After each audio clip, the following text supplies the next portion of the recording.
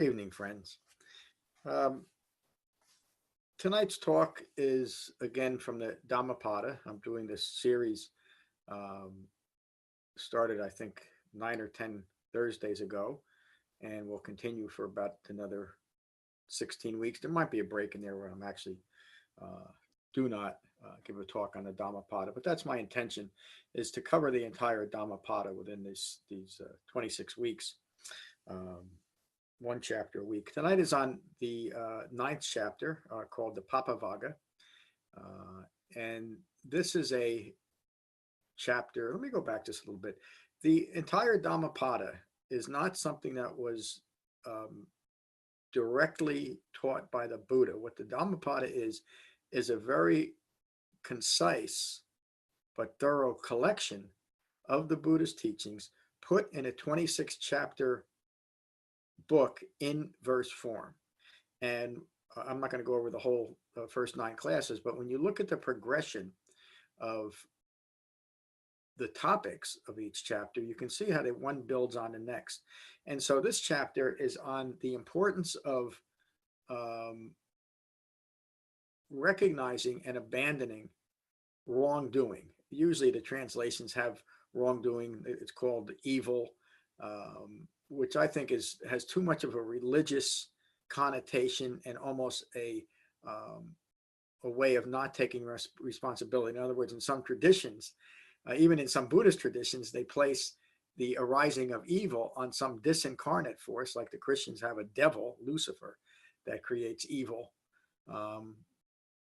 or is responsible for ultimately responsible for evil. The Buddha didn't see this in any way like that. So I use most of my retranslations use the word wrongdoing or unskillful behavior. And so this is a teaching on the importance of maintaining virtuous behavior. I described in the Eightfold Path as right speech, right action, and right livelihood. But again, the Buddha taught this virtuous behavior, moral and ethical behavior, also in an unconventional way as far as the reason why we would want to. So in most religions, including nearly every Buddhist tradition, acting virtuously, acting within some moral guidelines, acting ethically, is taught that we do this to gain merit.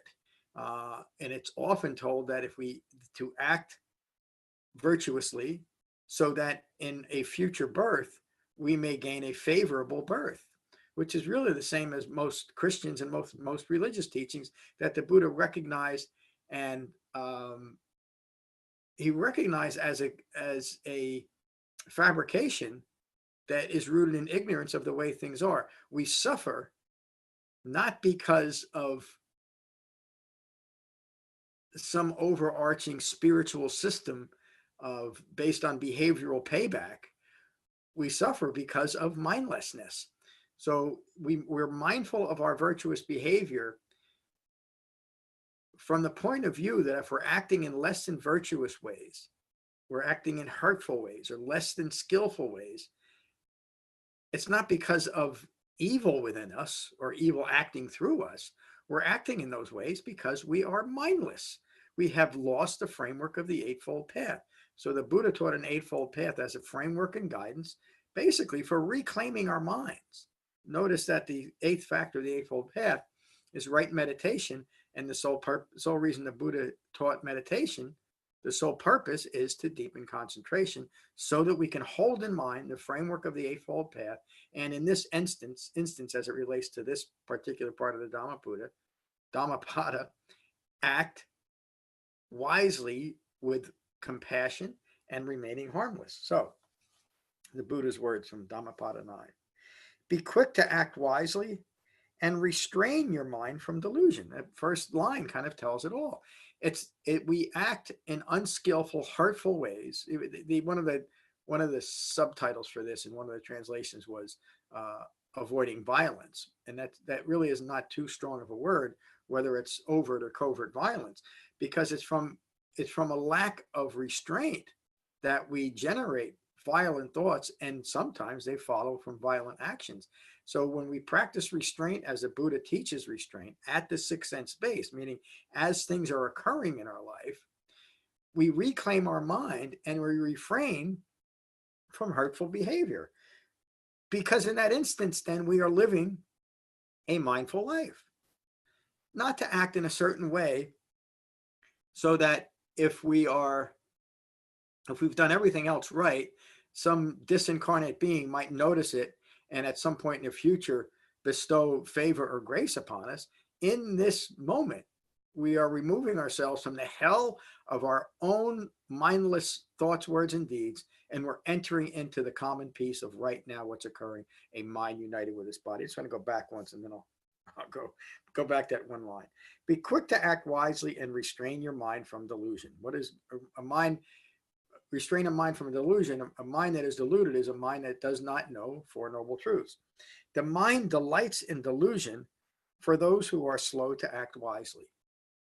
In other words, if we're not able to practice restraint, if we don't have a measure of concentration and the right framework to understand what's occurring, we will be slow to act wisely, and our mind will delight in that. And look at what goes on. We find an infinite number of scenarios and excuses for our behavior and the way we feel, and maybe the way we're angry and frustrated at others or the world or ourselves.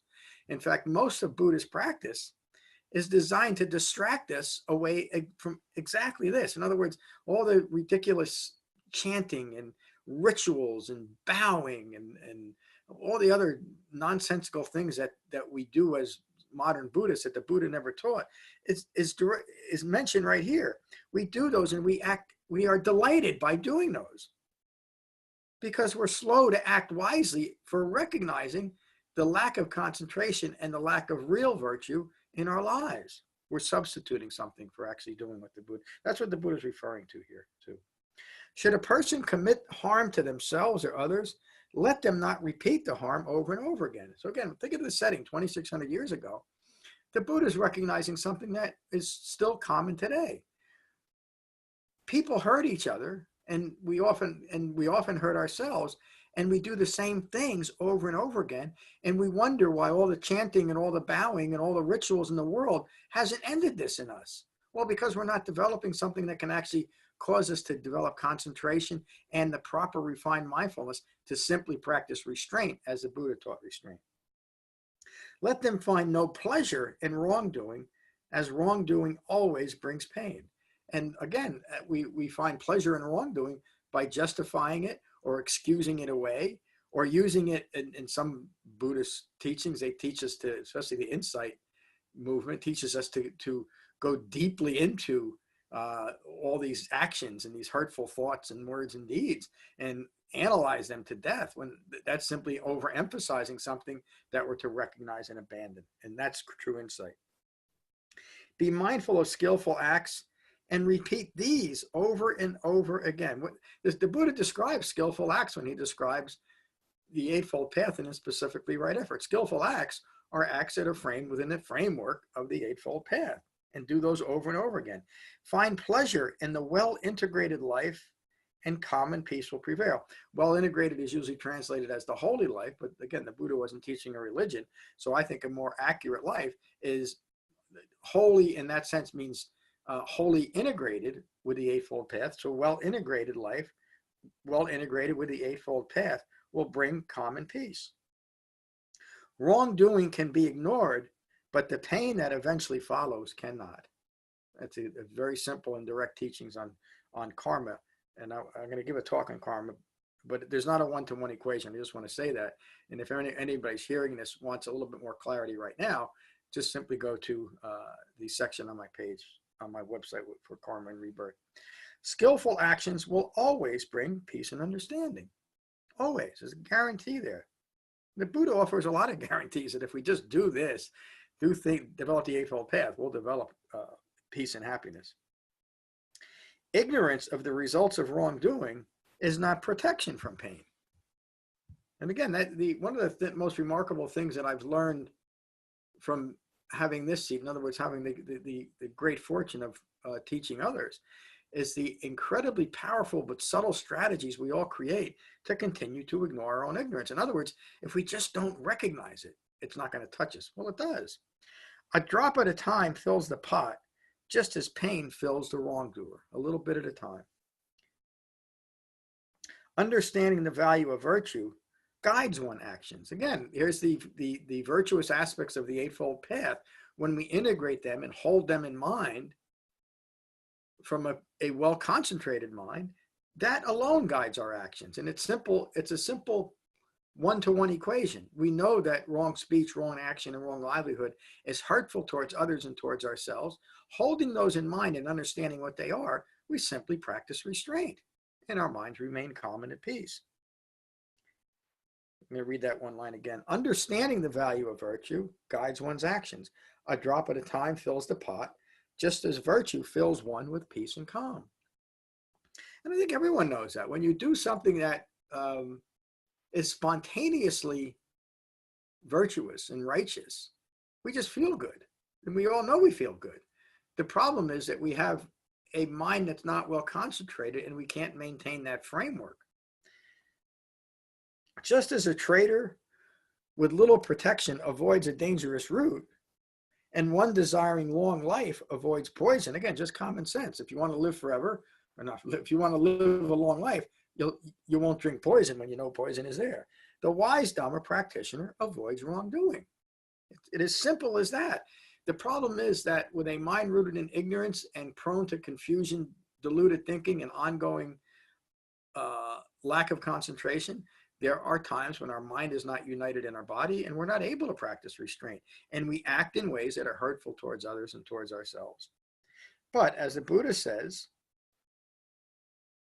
the wise Dhamma practitioner simply avoids wrongdoing. There's no big secret to it. There's no therapy, years and years of therapy, whatever kind of therapy you might want to engage in, that is necessary to abandon hurtful actions towards ourselves and others. We simply have to develop the Eightfold Path and develop a proper right meditation practice so that from a well-concentrated mind, we can integrate the tenets of the Eightfold Path. A hand with no wounds can carry even poison, meaning there's no cuts that the poison can enter. A hand with no wounds can carry even poison. The wise Dhamma practitioner avoids self-inflicted wounds and remains free of disease. Like dust thrown into the wind, pain will return to the fool who offends another. How often do we act in vengeful ways and we try to justify our actions by claiming that another person's actions caused us to feel and act a certain way, when that's simply a lack of responsibility? Who is it that's joining there? I can't tell you. Oh, it's Sarah. Hey, Sarah. How are you? You got your. Let me get. You're only one here, so let me unmute your mic. How are you, Sarah? Doing well, thank you. Good, good, good. Have you been following this? No, I actually am just coming in from one of your old Dhamma instructions from 2019. Wow. Okay. Well, let me finish it, and then I'm going to post it later. So if you want to listen to the whole thing, you can just call it back up. Very good. This is from the Dhammapada 9 and 9th chapter, and it's simply on recognizing and developing virtuous behavior and recognizing and abandoning hurtful behavior. And the Buddha says, like dust thrown into the wind, pain will return to the fool who offends another. And that simply means that if we're acting in hurtful ways towards ourselves and others, we eventually are going to have that pain revisited on us because of the way our minds work, not because of some grand spiritual system, because we're conditioning our minds towards that hurtful experience. The Buddha continues, born of the womb, the wicked suffer forever, meaning that simply as a consequence of having a human life, if we are prone to wrongdoing, wicked, we will be suffering forever. It has nothing to do, again, with an unfortunate birth or some grand spiritual system that's punishing us for past behavior. It's simply as a consequence of living, having a human life. If we're acting in unskillful ways, we will suffer. Period. It's a one-to-one equation. The pious enter heaven, and I have to qualify that. We're not talking about a future heaven. It's literally developing a calm and peaceful mind here in this lifetime. The wise Dhamma practitioner abandons ignorance. So there's a significant difference between those three things. The wicked, the unknowing, who continues hurtful behavior will suffer forever. The pious, those that are following a religious practice, may establish themselves in a incarnate imaginary realm, such as heaven, but they're simply distracting themselves from what a wise Dhamma practitioner does, and simply abandon ignorance of Four Noble Truths. Is that clear? Yes. Yeah, and it's very direct. It points directly to the Eightfold Path, rather than trying to do things to gather merit from a disincarnate spiritual being or a spiritual force to improve the lot of our lives. We do it ourselves. Much like we were talking about earlier today. Mm-hmm. Neither in the heavens or deep water or a mountain sanctuary can hide the wrongdoer from the results of their actions. So no matter how hard we try, no matter what scenarios we come up with to avoid the suffering we instill in ourselves from our unskillful actions, there's no way to avoid it. We're always going to feel it. Neither in the heavens or deep water or a mountain sanctuary can hide the wrongdoer from the living death of ignorance. And that the Buddha describes living a life rooted in ignorance of Four Noble Truths as a living death, because you're actually and literally not living your life anymore. You are removed from your body, and if a mind is removed from its body, it cannot be present for its own life. Right? That's pretty clear and direct instruction too. I thought that was the end. That's the end of the chapter. So Sarah, I encourage you to give me about an hour or two, and I'll post this on the website and listen to it from the beginning. But the whole, and you'll hear this if you do that, the whole point of this chapter is to emphasize the importance of skillful behavior as framed by the Eightfold Path, meaning right speech, right action, and right livelihood, so as to remain harmless towards ourselves and others, and not have the distraction of ongoing hurtful behavior. That really is the sole purpose. So again, it's not that if we act in righteous and virtual ways, we'll be given a reward. We simply will stop creating conflict in our minds and in our lives for ourselves and others. And that directly brings common peace. So that's the talk. Any questions or comments? No. That was quick. It sounded really good. I wish I heard the whole thing. Well, yeah, like I said, I'll post it shortly, and you'll be able to listen to it again. Do you subscribe to the podcast through the website? So I'm just navigating all of the technology. I downloaded Zoom. Oh, good. Yeah. Onto my Samsung, and so now I'm able to get these live broadcasts. I don't know about subscribing. Like, I don't get an alert that you're going to be on. You won't get that with this platform, but the podcast, my audio recordings, come from a provider called Podbean, and they have their own app that you can put on your smartphone. And every time I upload a new talk, you'll get a notification that it's ready to listen to. It's also on my website too, but so you can do it that way. And that's available on the page with my podcast. If you just follow the drop down message. What's it called? Podbean. If you go to the website and just go to use the drop down menus and click on Becoming Buddha Podcast, you'll be taken to a page, and on that page is instructions for downloading the app. So, okay. Yeah, I don't want to talk about, not that it's a secret, it's just not the right venue to talk about that, but I'd like to hear how it went with Holly before too. So you can, whenever you feel like giving me a call, we can do that. But, it went really well. Good. Well, I'm glad you could join tonight too, Sarah. So thank you. And I look forward to seeing you again online soon. Thank you. Peace. Namaste.